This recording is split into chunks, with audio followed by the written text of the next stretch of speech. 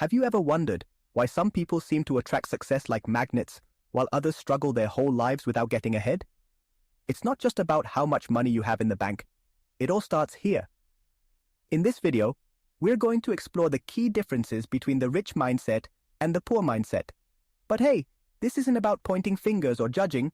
It's about learning and growing.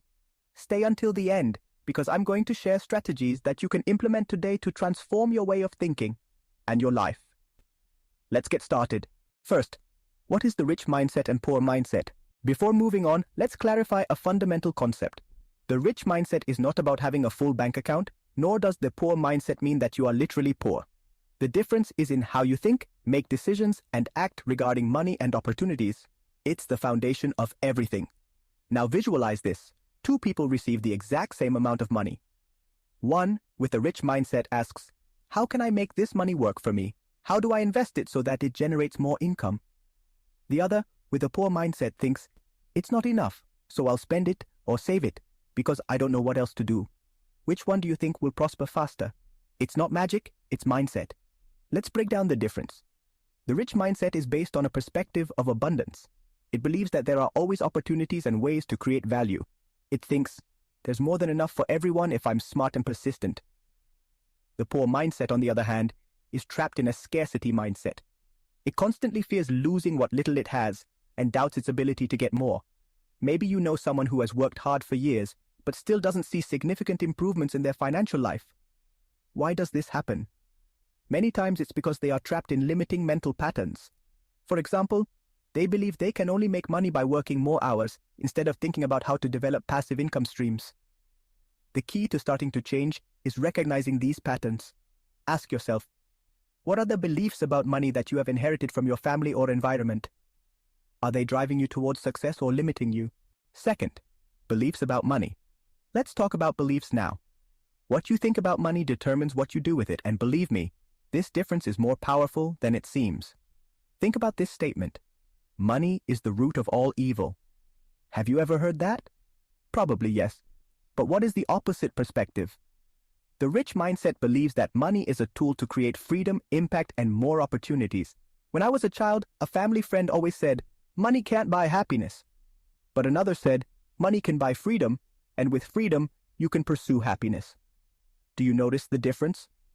One focused on the negative aspects of money, the other on how to use it to create a better lifestyle. Guess who lived more peacefully financially? The poor mindset sees money as something that must be controlled out of fear. I can't spend because then I won't have any more. Money is something that only lucky people have. On the other hand, the rich mindset adopts a relationship of trust with money. Money is abundant and I can learn to generate it. If I educate myself and make good decisions, I can use money to build something lasting. Concrete action for you. Make a list of the phrases that come to mind when you think about money. Are they limiting or empowering? If most of them are holding you back, it's time to reprogram your mindset. You already understand how your beliefs affect your relationship with money. Now let's see how these beliefs influence your daily financial decisions. Third, short-term versus long-term decisions. Financial decisions are a direct reflection of your mindset. The key difference between a rich mindset and a poor mindset is how they perceive time. Poor mindset seeks instant gratification.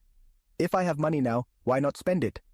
Or even worse, they feel that money burns in their hands as if it were destined to disappear. Rich mindset sees money as a seed. Every dollar can be planted to generate more value in the future. Suppose you receive a $500 bonus. With a short-term mindset, you would probably spend that money on a new video game console or on dinners out with friends. But someone with a rich mindset would think, what investment can I make that will generate passive income? Can I use some of it for a course that will teach me new skills? Every time you are tempted to make an impulsive purchase, stop and ask yourself, does this decision bring me closer to my long-term goals, or does it only give me momentary satisfaction?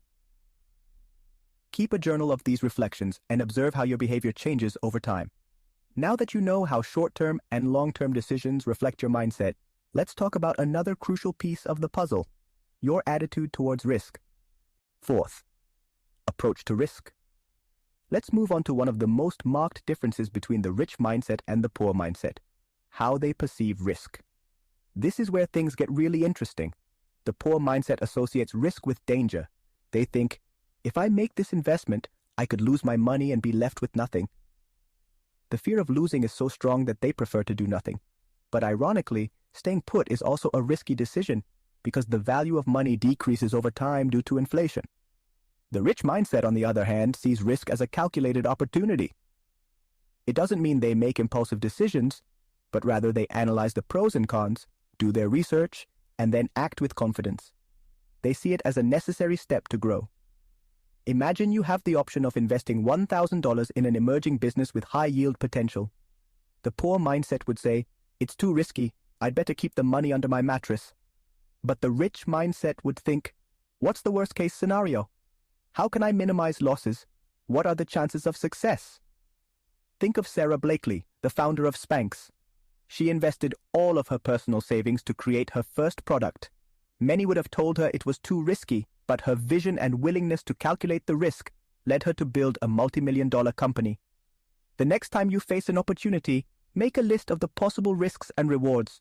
Ask yourself, how can I better prepare for this risk? Don't be paralyzed, get informed and act. Understanding how to manage risk is key, but so is how you look at opportunities. Let's see how the right mindset helps you spot them where others only see problems. Fifth, the perspective towards opportunities. Here's a fundamental truth. Opportunities are everywhere, but only those who are willing to see them take advantage of them. The rich mindset has a fine-tuned radar for identifying possibilities, while the poor mindset focuses on difficulties. Suppose someone loses their job. A person with a poor mindset might say, "There are no jobs, this is the end." Someone with a rich mindset would think, "Now I have time to develop new skills or even create my own business." The key is in the questions you ask yourself. The poor mindset asks, "Why is this happening to me?" The rich mindset asks, "How can I make the best of this situation?"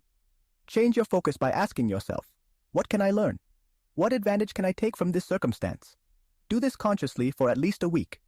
You will notice how your thoughts become more creative and solution-oriented. Now that you know how to identify opportunities, let's see why continuing education is a fundamental tool for anyone with a success mindset. Sixth, the focus on education. Education doesn't end when you leave school. This is a common mistake of the poor mindset, thinking that they have already learned everything they need to know. The rich mindset, on the other hand, sees education as a constant process. Warren Buffett, one of the most successful investors in the world, spends 80% of his day reading and learning. Why does someone so successful continue to educate themselves? Because he knows that information and knowledge are the most powerful weapons for making better decisions. Key difference. The poor mindset says, "I don't have time to learn."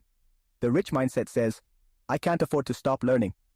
Commit to reading a book, watching a course, or listening to a podcast on finance or personal development for 30 minutes a day.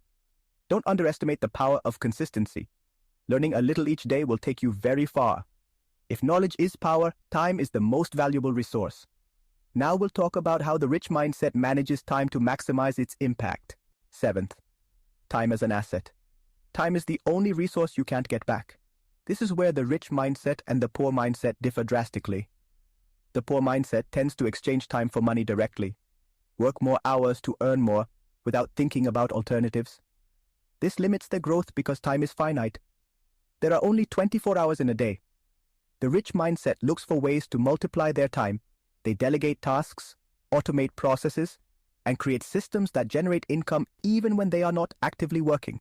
For example, an entrepreneur can hire staff or use technology to handle operations, freeing up time to focus on strategy and growth.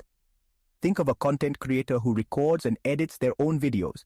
If they spend 10 hours editing, what could they do with that time if they hired an editor? They could create more content, develop new products, or learn skills that increase their value.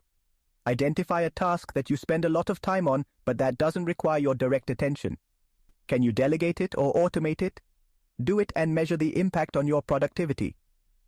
We've seen how mindset affects every aspect of your life, from daily decisions to time management. The question is, what changes are you going to make to align your mindset with your goals? Changing your mindset doesn't happen overnight, but every small step counts. Reflect on the beliefs and habits that are holding you back and decide to change them. Remember, it doesn't matter where you are now. What matters is where you're going. Leave me a comment. What change are you going to implement starting today? And if this video helped you, Don't forget to subscribe, like, and share it with someone who needs to hear this message. Together, we can build a path to success. See you in the next video.